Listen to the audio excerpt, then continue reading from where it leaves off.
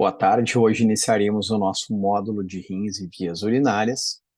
Dando início, aqui nós trazemos a imagem de um corte sagital macroscópico do rim, né, composto pelo córtex renal, onde se concentram os glomérulos e as colunas renais, também chamadas de colunas de Bertin. Fazendo parte do rim ainda nós temos a medular dos rins, que é composto pelas pirâmides renais, que tem esses formatos triangulares, com sua base e o vértice, né, onde está a papila renal. Ainda nós temos a cápsula, a gordura perirenal, gordura de Gerota, e a estrutura hilar do rim, composta pela artéria, pode ser uma ou mais, a veia, uma ou mais, e a pelve renal. Aqui um corte aproximado, né, anatômico do rim, trazendo isso que nós falamos, o córtex, as colunas de Bertin, a pirâmide renal com a sua base e o vértice junto a onde está a papila renal. Em relação à origem, do período embrionário, né, os rins, eles têm início no seu desenvolvimento embrionário na cavidade pélvica, né, a partir da 9ª semana de gestação, né, os rins começam a ascender pelo retroperitônio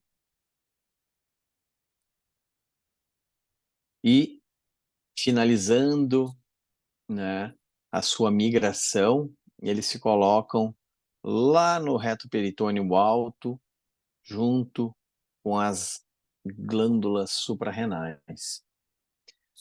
Obviamente que ao longo desse processo de migração renal, nós podemos ter, né, várias alterações, né, tanto de migração quanto de rotação desses rins. Isso a gente vai ver um pouco adiante. Mas lembrando, então, que os rins têm uma origem embrionária na pelve e a partir da 9ª semana eles ascendem no retroperitônio.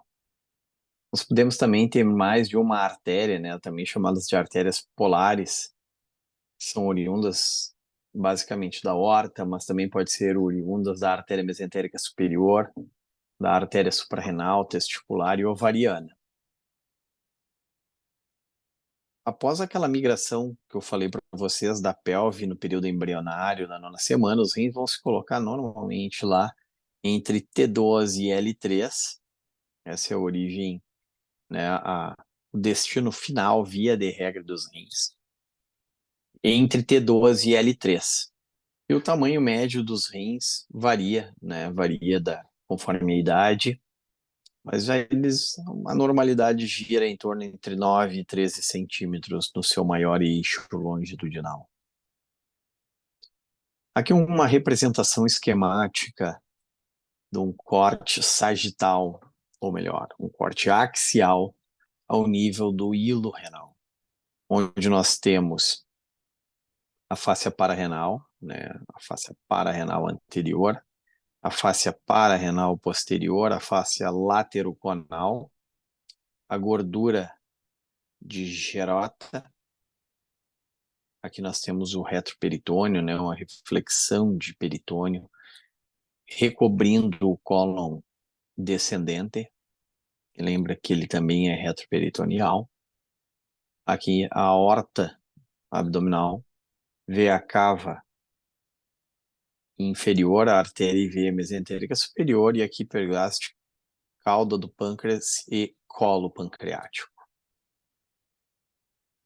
Num corte sagital, aí sim, nós temos a representação aqui também esquemática da fáscia pararenal posterior, fáscia pararenal anterior, da gordura de Gerota, a relação anatômica do rim com a glândula suprarrenal, o nosso rim com a cortical, as pirâmides, papila, gordura do seio renal, e aqui as nossas pirâmides renais.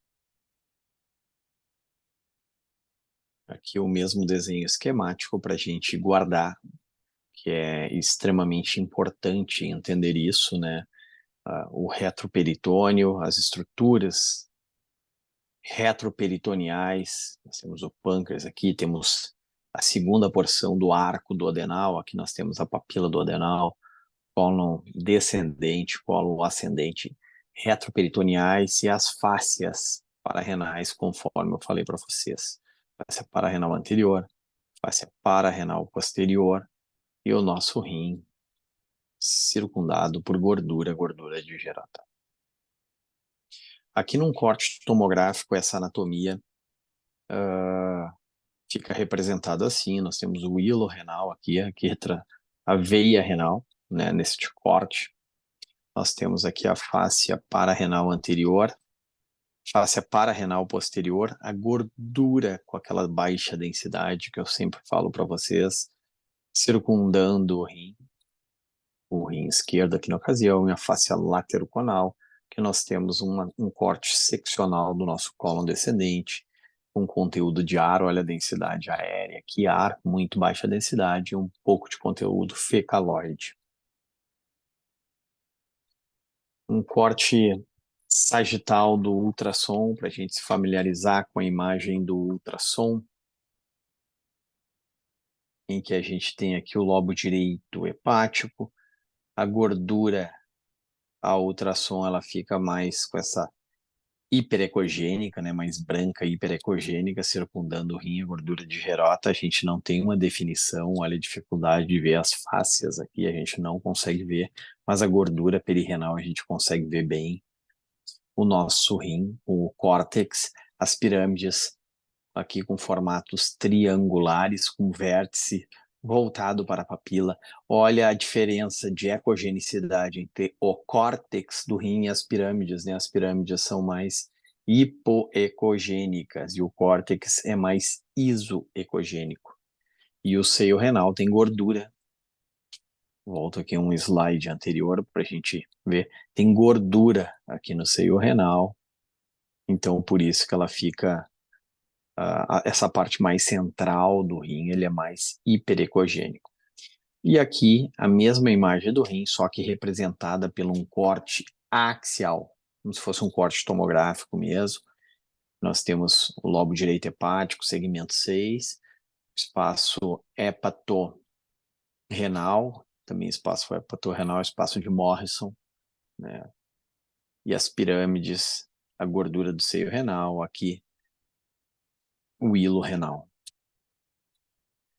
A progressão nefrográfica do contraste na tomografia, isso é muito importante, é muito relevante a gente saber isso, tá, pessoal?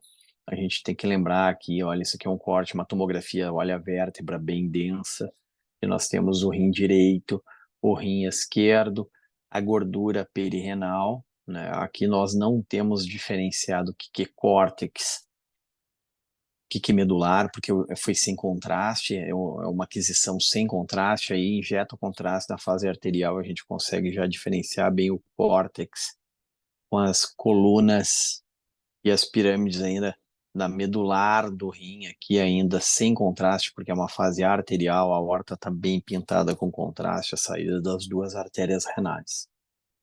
Aí o passo seguinte, o passo nefrográfico, a gente já vê o contraste sendo eliminado pelos túbulos, né?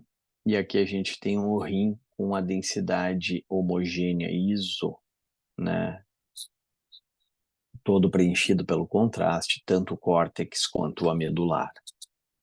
A gente percebe que aqui a gente já tem a veia cava inferior também preenchida por contraste. Olha, no anterior, na arterial, a gente tinha a artéria e a cava não estava opacificada, agora a cava opacificou e juntamente a medular dos rins. E tardiamente segue ainda um pouco de contraste na veia cava, na aorta, e a gente começa a ver a eliminação aqui na medular do rim do meio de contraste, que nós temos a pelve renal preenchida por contraste. Olha, aqui não tinha contraste, aqui já está sendo excretado. Então, isso aqui é a progressão nefrográfica normal, habitual, do meio de contraste no rim, num paciente sem patologia. Essa é uma excreção fisiológica. É isso aqui que a gente espera num paciente saudável. Aqui eu trago para vocês uma tomografia computadorizada com uma reconstrução tridimensional da via urinária, né? A gente está vendo aqui as vértebras lombares, né? 1, 2, 3, 4, 5, L5, aqui nós temos o sacro, e aqui nós temos a via urinária. Como que se faz isso, pessoal? Como é que é feito isso aqui? Isso aqui é aquela tomografia na fase tardia, né? Na fase tardia, em que está representado aqui o contraste eliminado, né? Pelos cálices, aqui os cálices menores, depois preencher os cálices maiores, a pelve renal e ureter, naquele trajeto levemente medializado, normal, junção vésico, desculpa, junção pielo-ureteral e vésico-ureteral. Isso aqui é muito importante, às vezes, para planejamento de alguma abordagem cirúrgica, né? Então, isso aqui é uma reconstrução tridimensional de uma tomografia computadorizada com contraste na fase tardia. Mas para planejamento mesmo e entendimento de como, de uma visão tridimensional da via urinária, do contraste excretado na via urinária. Aqui é aquele mesmo exame, só que um MIP, né, uma projeção de intensidade máxima. É o mesmo exame, a tomografia, só que a gente não fez o tridimensional colorido aqui da pelve, mas aqui a gente vê em tons de cinza o MIP, né? A mesma vértebra, 5 vértebras, olha a densidade, então a gente está com uma tomografia, né? Olha os ossos, né, densos. E aqui o contraste sendo excretado, os ureteres com trajeto, calibre usual, as papilas menores, as maiores e a pelve renal.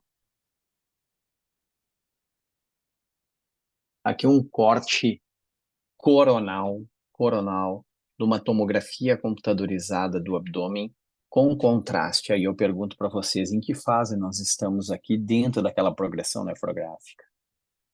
Nós temos tanto córtex renal quanto a medular dos rins preenchida de maneira igual pelo meio de contraste. Então nós estamos dentro de uma fase venosa, né? Naquela progressão nefrográfica nós estamos na fase venosa. Aqui nós estamos vendo o fígado, né? O espaço de Morrison, espaço hepato-renal, o baço, rim direito, desculpa, o rim esquerdo, a loja da adrenal, direita, a loja da adrenal esquerda e os pilares diafragmáticos, pessoal. Olha a gordura do seio renal lá, normal, presente, como tem que ser. Aqui uma reconstrução tridimensional do rim. Aqui o objetivo desse exame também foi isso aqui é uma tomografia, pessoal, uma tomografia com uma reconstrução tridimensional. Antes a gente planejou a avaliação da pelve, da via urinária, aqui a gente está avaliando o planejamento das artérias. Olha que esse rim aqui tem 2 artérias, tem uma artéria polar superior. Não é comum, via de regra, se tem essa artéria renal supranumerária. Isso é relativamente frequente nos exames, né, na anatomia dos pacientes. É muito importante ter o conhecimento dessa artéria. Ela pode ser superior ou inferior. Ela pode ter uma superior e uma inferior e uma média mais calibrosa. Para o planejamento cirúrgico é de extrema relevância. E numa reconstrução tridimensional, obviamente aqui a aorta, né, numa fase arterial, a gente faz essa reconstrução colorida 3D, fica mais de fácil visualização esse vaso e entendimento para o planejamento cirúrgico.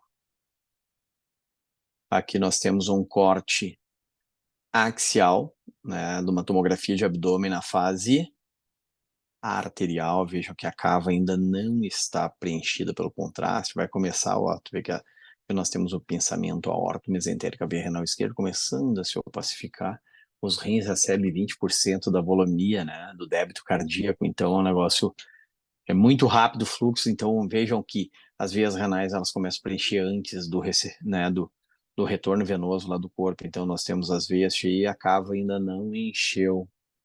Numa fase, vamos dizer aqui, quase já nefrovenosa, né? Ainda a gente vê uma diferenciação um pouco das pirâmides, né, da medula com as colunas aqui e o córtex renal, uma fase arterial, uma artéria para cada rim aqui no caso.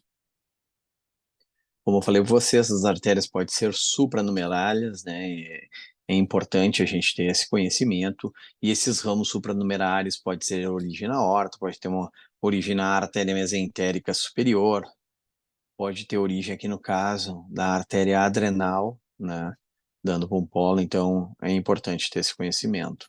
E aqui o pensamento aorto-mesentérico.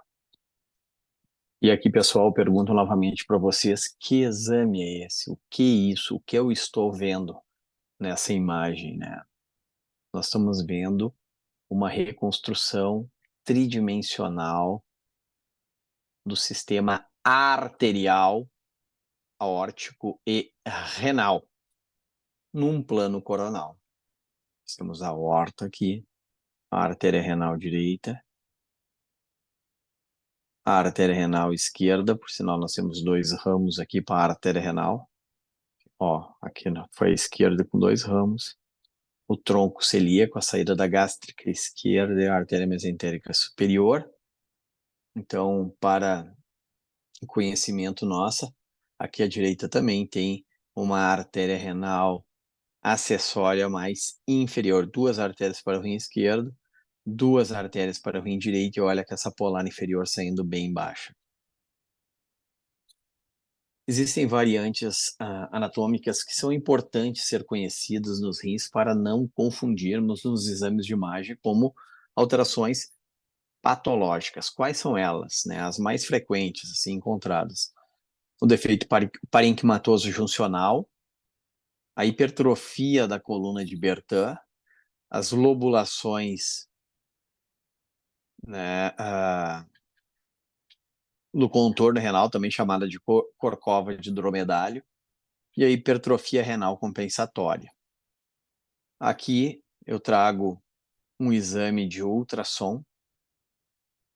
Nós temos o lobo direito hepático, temos essa interface tênue aqui entre o lobo direito hepático e o rim direito, né, que é o espaço de Morrison, e a gente vê aqui no córtex renal, ó, que está o córtex renal, tem uma banda, tem uma área bem na junção interpolar superior do rim, uma banda hiperecogênica no córtex.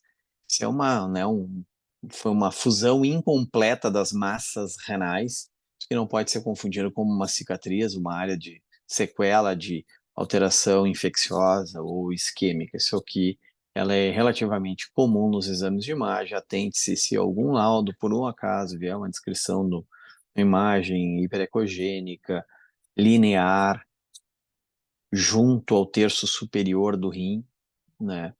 Lembre-se que existe essa fusão incompleta das massas.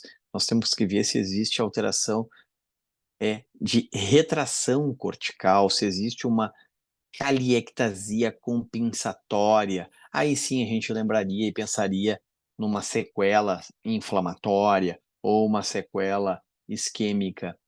Nessa falha de fusão, a gente não vai ter uma alteração importante do contorno e não teremos uma caliectasia compensatória.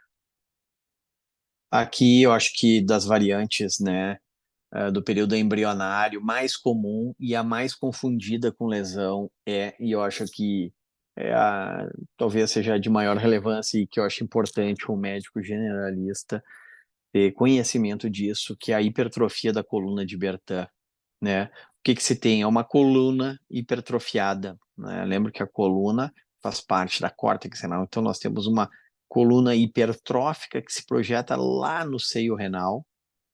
Isso aqui, num exame de imagem, tranquilamente é confundido como uma massa renal. Então, pode vir e vai vir, muitas vezes vocês vão, quem fizer ou quem receber exame no ultrassom, uma formação nodular, iso ou hipoecogênica, se projetando na medular do rim, de natureza indeterminada. Vai vir assim, ou que pode corresponder à coluna de Bertin ou lesão de outra natureza. Como saímos dessa situação, né?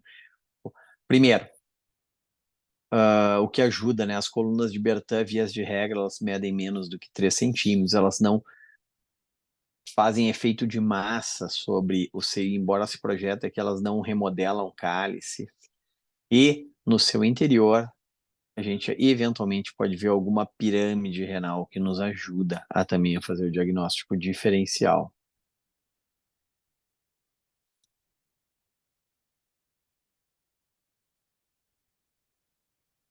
Seguindo, então, os critérios, existem critérios que utilizamos ultrassonográficos para,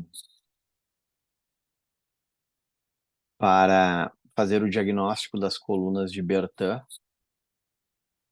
mas eu acho que aqui não vem ao caso, acho que o importante é a gente saber, né, que são essas formações nodulares, se projetam para o seio renal, eventualmente pode ter pirâmides delas, são menores do que 3 centímetros, e que a tomografia computadorizada, aí sim, ela consegue fazer esse diagnóstico diferencial da hipertrofia da coluna de Bertin com uma neoplasia renal, por exemplo. Então, se existe a dúvida, o passo seguinte é solicitar uma toma de abdômen com contraste para o diagnóstico definitivo. A lobulação infraesplênica, também chamada da corcova de dromedália, essa alteração no contorno do rim, né? Essa alteração de lobulação, a gente vê também muitas vezes confundidas com um nódulo renal, né? Essa projeção aqui, a ultrassom, né? A alteração do contorno no terço médio do rim. E se ficar a dúvida, eu passo o seguinte: é tomografia computadorizada ou ressonância magnética. Aqui no caso, foi solicitado um exame, né, e foi reconstruído no plano coronal uma ressonância, e a gente conseguiu ver que, de fato, não é uma lesão, é apenas uma lobulação do contorno, uma corcova de dromedário. Existem as lobulações fetais também, que muitas vezes são confundidas com áreas de cicatricial, de atrofia, de sequela, e não confundir também as lobulações, elas são normalmente bilaterais e elas não estão associadas a caliectasias, e cuidar, né? O diagnóstico diferencial dessas lobulações são cicatrizes corticais de pielonefrite, principalmente. A hipertrofia renal compensatória, né, chega a ser uma variante, né, da infância, mas quando a gente tem um rim direito, por exemplo, aqui no caso, quando nós temos um rim esquerdo, né, aqui no caso esquerdo, atrófico, é comum a gente ter um rim contralateral vicariante aumentado de tamanho, né? Aqui nós temos um rim medindo 7,0 centímetros. O que ocorre com outro rim ali? Hipertrofia, né, para compensar a filtração renal. Então, isso é relativamente comum, né? Quando a gente tem um rim atrófico, nós temos um outro rim vicariante aumentado de tamanho, compensando a filtração renal. Existiam algumas anomalias congênitas renais, pessoal, de número, de tamanho, de posição, de fusão, né? Então, as principais anomalias congênitas renais, nós temos a genesia renal, não é infrequente, ela tem uma incidência de 1 para 1000, faz uma ecografia, geralmente descoberto de maneira incidental nos exames de imagem, faz um exame de rastreamento ou de rotina e não se acha um rim. Isso não é incomum. Quando não se acha um rim, nós temos que estar atento, né? Esse rim, às vezes, não achou porque ele é um rim atrófico, lembra que eu comentei com vocês? Ou ele está em local ectópico, por exemplo, ele não migrou lá no período embrionário da pelve, ele tem uma localização pélvica, por exemplo, ou ele não existe mesmo, né? Muitas vezes o paciente termina fazendo tomografia computadorizada para a gente ver a situação desse rim, né? É importante saber, é importante saber que tem um rim, né? Quem tem dois tem um, quem tem um tem que cuidar, né? É sempre assim. Rins supranumerários também existem, né? Mas não é um achado tão comum. O comum é a genesia renal, que a gente tem uma frequência aqui de 1/1000, é relativamente frequente encontrar na rotina médica. A nefromegalia, né? A nefromegalia tem algumas situações relacionadas à nefromegalia. Nós temos a síndrome de Beckwith ou síndrome de Perman. Tá? Os rins grandes, muito grandes de tamanho e funcionantes, né? Mas geralmente associado a síndromes pouco encontradas na prática. Hipoplasia renal, comentei com vocês, né? Um rim pequeno e um rim contralateral hipertrófico. Eu acho que é importante a gente conhecer, ter noção das anomalias congênitas de migração. Lembra que eu coloquei com vocês lá? Período embrionário, uma origem pélvica, às vezes não migra. O rim, um dos lados fica na pelve, o famoso rim ectópico, né? O rim fica lá localizado na pelve. Procura no local, não acha. Primeiro passo, o que que deve fazer é procurar na pelve, né? É relativamente frequente isso na prática. Às vezes, quando eles podem ascender pelo lado, no caso aqui na figura da esquerda, o rim ascendeu, só que ele cruzou, isso é uma ectopia renal cruzada, ele não foi para sua posição anatômica usual, ele cruzou e se fusionou com outro rim. Então aqui eu trago uma representação para vocês, pessoal, vários tipos de situações que nós podemos ter de ectopia renal, que nós temos uma ectopia renal cruzada com um rim único, tem uma genesia direita e o rim direito, na verdade, aqui é o rim esquerdo que fez uma ectopia cruzada. E nós temos uma ectopia cruzada com fusão do rim esquerdo, né, no caso aqui o esquerdo, né, ectopia cruzada, cruzou para o outro lado e fusionou. Pode ter ectopia cruzada sem fusão, pode ter ectopia cruzada bilateral. Isso tem tudo, tem importâncias, pessoal, tem importâncias porque essas anomalias de posição renal muitas vezes estão associadas a alterações de Juve ou de Júpiter, de rotação renal. Isso favorece a formação de cálculos, infecções, e é de relevância clínica também para planejamentos cirúrgicos. Lembre, essas alterações de posição do rim se deve àquela ascensão errônea, né, no período embrionário. Aqui um rim pélvico, pessoal, um corte tomográfico da pelve, um rim pélvico, né, o rim esquerdo na. Então, isso pode trazer, às vezes, a quadros clínicos diferentes, né? É uma paciente que pode ter uma pielonefrite e aqui já ser uma dor pélvica, por exemplo. Um cálculo renal, uma dor pélvica também. Então, pode simular, né, queixas as queixas mais diferentes possíveis, né? Mas facilmente encontrado nos exames de imagem. Aqui nós temos uma ectopia, olha só, pessoal, uma ectopia renal cruzada, né? O que que houve? O rim esquerdo, ele migrou, aqui está a aorta, veia cava, ele migrou, parte dele está no local, aqui foi parte só, e outra parte se fusionou, que é um contínuo, parece um rim grande, gigante, quando na verdade nós temos a fusão do polo inferior do rim direito com o polo superior do rim esquerdo, não na linha média, a fusão paramediana direita, né? Isso aqui é uma ectopia renal cruzada. E esse aqui é o rim em ferradura, eu acho que todo mundo já viu aí, é bem relativamente frequente, né? Nós temos, quando sobe, eles não se separam, né? Eles ficam fusionados pelos polos inferiores na linha média, né? Muitas vezes passa nos exames de imagem, né, passa batido, porque quando faz a ecografia tu consegue enxergar daqui até aqui, tu mede no plano sagital aqui, tu olha o outro aqui, fecha, e não olhou lá no reto peritônio que eles estão se tocando aqui na linha média.